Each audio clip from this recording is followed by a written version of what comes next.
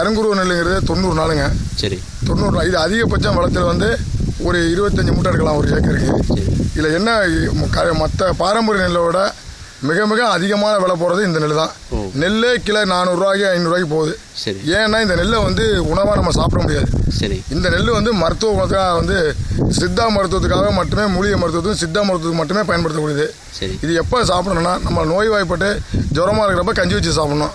அப்போ கஞ்சி வச்சு சாப்பிட்டா இந்த மெடிசனை சாப்பிட்ற மாதிரி அதுக்கு தான் பயன்படுத்துவாங்க. தவிர மற்ற சித்தா மருத்துவம் தான் பயன்படுத்துகிறாங்க. இன்னைக்கு எங்கே இருந்தாலும் நெல்லை வாங்கிட்டு இருக்கிறாங்க. அந்த விவசாயத்தை பயன்படுத்தலாம், மருத்துவத்துக்கு போகுது. சரி சரி.